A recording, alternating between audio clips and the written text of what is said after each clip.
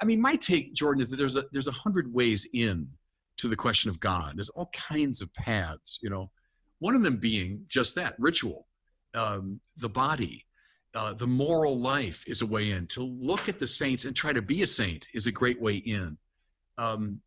Jared Manley Hopkins, the great Jesuit poet, who was a convert under John Henry Newman, so he himself went through this process of discovering the faith.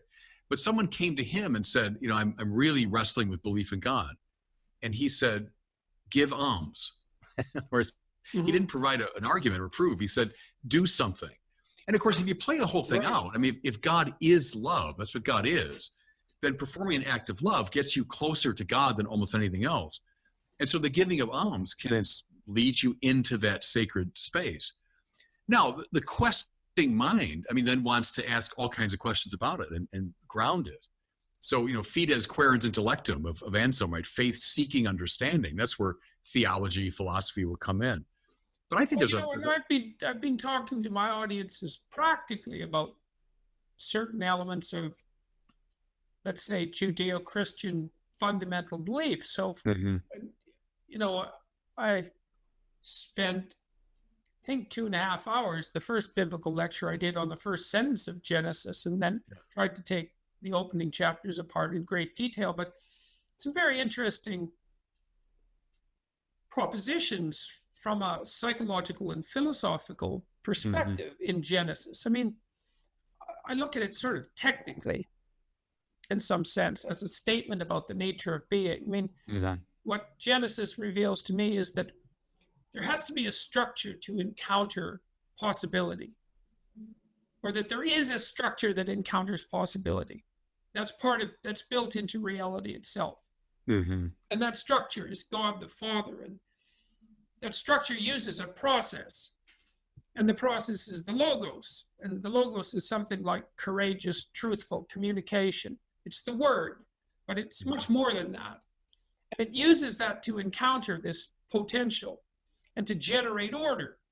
And it seems to me that that's psychologically akin to what human beings do with their own consciousness. You know, the new atheist types and the materialist scientists tend to consider human beings deterministic organisms. But my understanding of neuropsychology is that the only time that we are deterministic organisms is when circuits for specific tasks have been built up through lengthy practice and can be run automatically.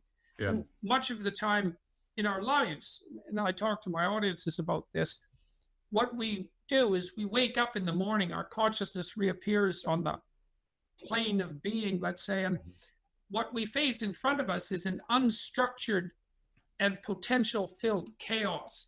And our consciousness determines the manner in which that potential transforms itself into the actuality of order, into the present and the past. And I think everyone understands that. We treat each other that way. Like we treat ourselves as if we are responsible for what we bring into existence. That's part of our moral responsibility.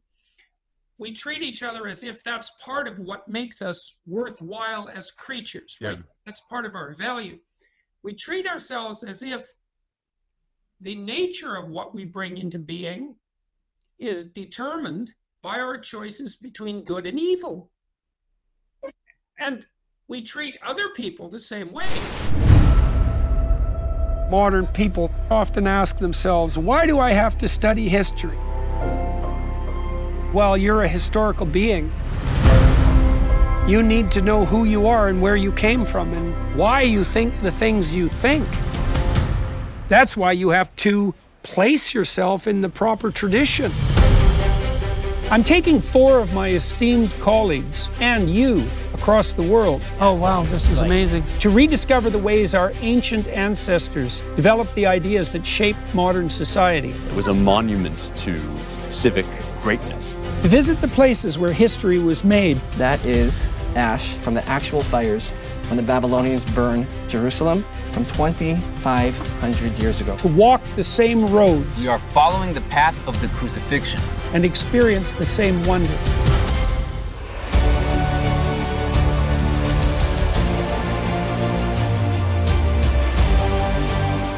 we are on the site of a miracle. What kind of resources can human beings bring to a mysterious but knowable universe? Science, art, politics, all that makes life wonderful.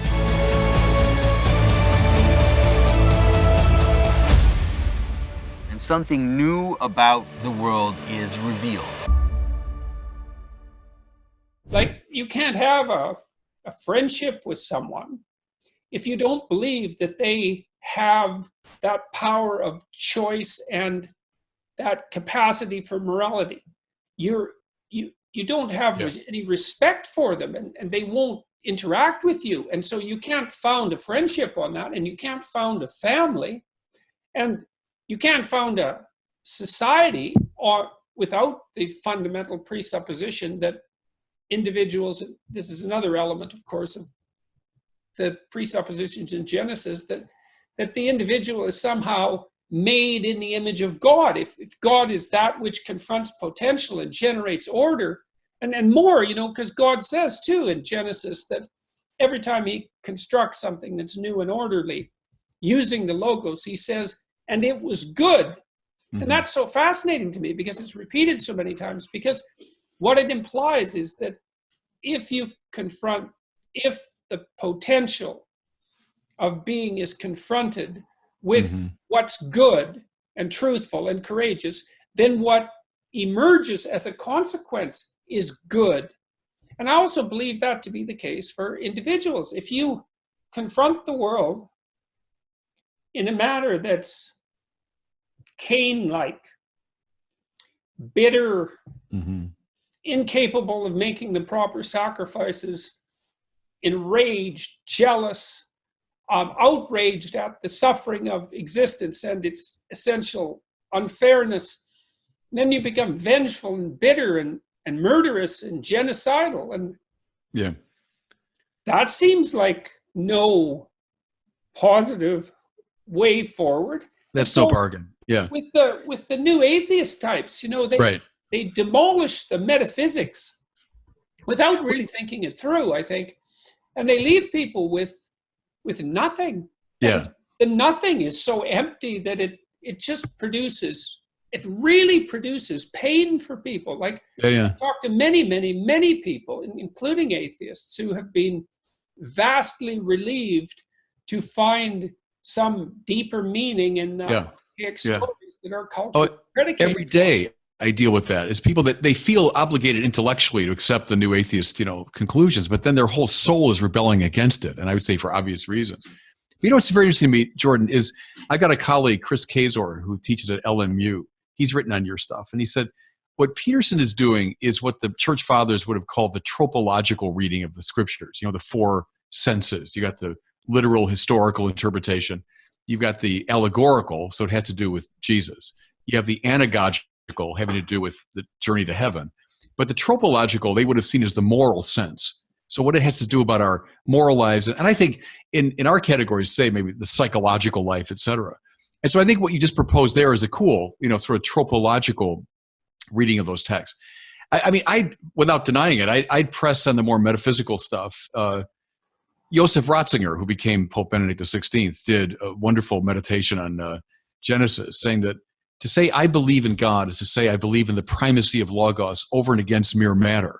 So over and against a merely materialist view, that what's more metaphysically primordial is logos.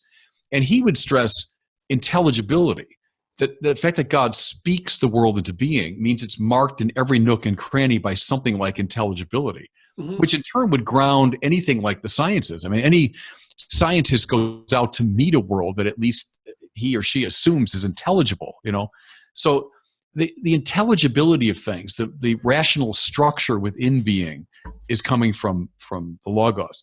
But the other thing that I think is really intriguing about the Genesis, that opening move, is the dethroning of all the false claims to divinity. So all the things that come forth from God, from sun and moon and the animals and so on and so forth, were all things that were worshipped in various cultures in the ancient world. So the author is saying, no, that these things are not themselves ultimate. They're not the logos from which all things come. But then the cool twist to me, it's not just a no, because And see, Catholics get this because the way that text is structured, it's liturgically structured. It's like a liturgical procession. Everything coming forth in this ordered way. At the end of the procession come human beings, right? So at the end of a liturgical procession is the one who will lead the praise. And so the point there, this goes back to Augustine and people like that. The point is, none of these things is God, but all these things belong in a chorus of praise of the true God, led by us. So, and there's the human role, is to give proper praise to God.